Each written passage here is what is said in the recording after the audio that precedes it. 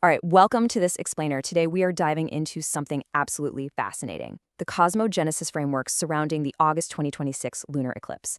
Now, if you've been exploring how our deep biological rhythms intersect with the actual architecture of the sky, you already know this is a massive threshold. So let's unpack exactly what this closing lunar door really means, not just as an astronomical event, but as a profound structural shift for us, the observers. Here is how we're going to break this all down today. First, the closing lunar door, then the 54-year ECLIPSE return, the Mobius year transfer, the solar and lunar stitch, and finally, how to actually navigate this new continuity. Okay, let's jump right into part 1, the closing lunar door. Just look at the sheer precision of this timeline. It's incredible. We are tracking the moon's exact passage into the Earth's shadow. The orbital alignment really tightens up on the afternoon of August 27th, and that leads right into the partial eclipse later that night. It hits its absolute peak, greatest partial eclipse, with nearly 98% illumination, or a magnitude of exactly 0.9299, just after midnight at 12:13 a.m. Eastern Time on August 28th. The whole shebang wraps up by 3:02 a.m. So that's our literal physical baseline. But in the cosmogenesis framework, this eclipse isn't seen as a literal end. It's more like a closing door. As the source material beautifully puts it, the former continuity has completed. The new continuity has already begun, but its instruction is still being paced into the body. You see, the recent solar eclipse opened this structural seam, and this approaching lunar eclipse acts as a sort of filter.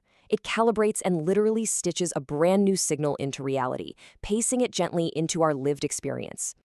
Moving right along to Section 2, the 54-year ECLIPSE return. Okay, stick with me on the astronomy for a second because this is where it gets really wild. A Saros cycle repeats eclipse geometry roughly every 18 years, 11 days, and 8 hours. But because of that extra 8 hours, the actual location of the eclipse shifts about 120 degrees across the planet. So the magic really happens with the ECLIPSE. An ECLIPSE is 3 full Saros cycles. That's about 54 years and 33 days. Those 3 8-hour remainders add up to a full 24-hour day, meaning the eclipse geometry returns to almost the exact same spot on Earth at the same local time. The math of this cosmic clockwork is just mind-blowing. So to put that into perspective, the paired solar and lunar eclipses we're experiencing right now in August 2026, they are the direct 54-year ECLIPSE return of a celestial corridor that started all the way back in July 1972. It took a step in 1990, another one in 2008, and now, 3 Saros cycles later, boom, that exact geometry is back. And when you look at this visual pulse of eclipses from the year 2000 through 2029, you can actually see what looks like the systemic breathing of our solar system. Notice that rhythmic back and forth alternation between solar-heavy and lunar-heavy years. It really highlights that the universe doesn't just throw out isolated events, it operates in these continuous, sweeping pulses. And 2026 is a massive peak in this wave. Now, this is absolutely crucial. So if you take away one thing from this section, make it this. A structural instruction that was present in 1972 has returned in 2026. But it is returning to a completely different observer, you, in an entirely different world. The sky's geometry has returned, sure, but your biological response, your lived history, it does not have to repeat. You have agency here. All right, Section 3, the Mobius year transfer.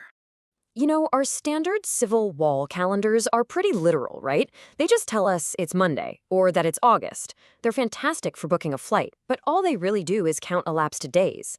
The Mobius calendar, on the other hand, doesn't replace civil time. It adds this profound layer of observation on top of it. It's designed to track how a system actually changes its state within time.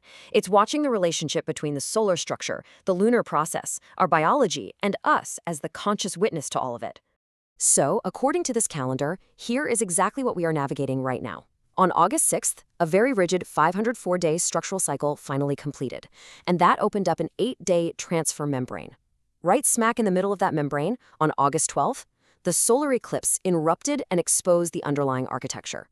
By August 15th, a whole new Mobius continuity officially began, setting the stage for the lunar eclipse to do its heavy lifting. Which brings us to Section 4, my personal favorite, the solar and lunar stitch. Think of this whole process as a giant cosmic weaving mechanism made of 4 distinct layers. You've got the solar layer acting as this bright gold thread. giving strict direction and structure. Then, the lunar layer is the blue fabric it's weaving into, discovering the pace, memory, and whether the system is actually ready. The biological layer is where all this hits your actual physical body, translating the signal. And finally, the observer layer. That's you, witnessing, recording, and discerning the whole thing. If we check the sky's dashboard right now, the specific positions beautifully reflect this intense stitching process.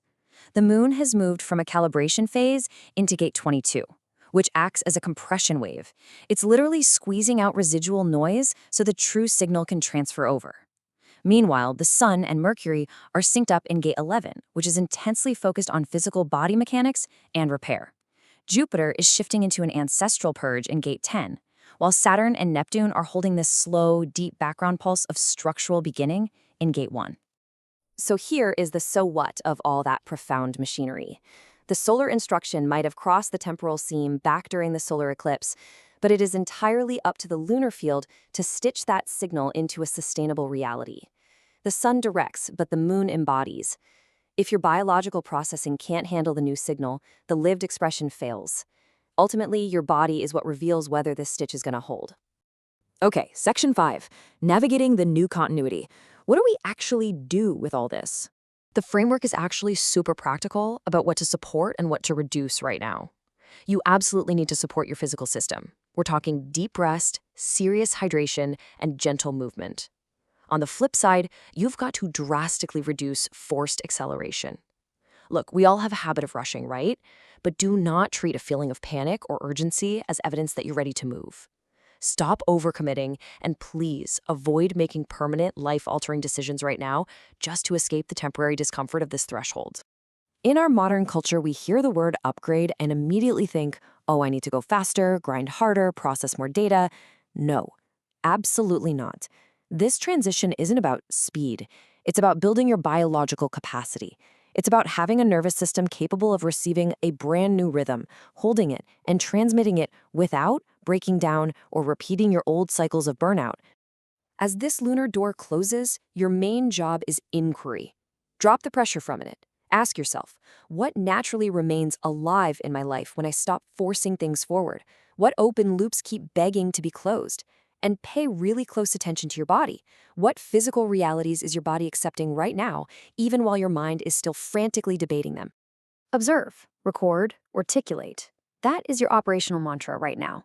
Your primary job is simply to witness and document what's happening, internally and externally. Write it down, absolutely, but for goodness sake, wait.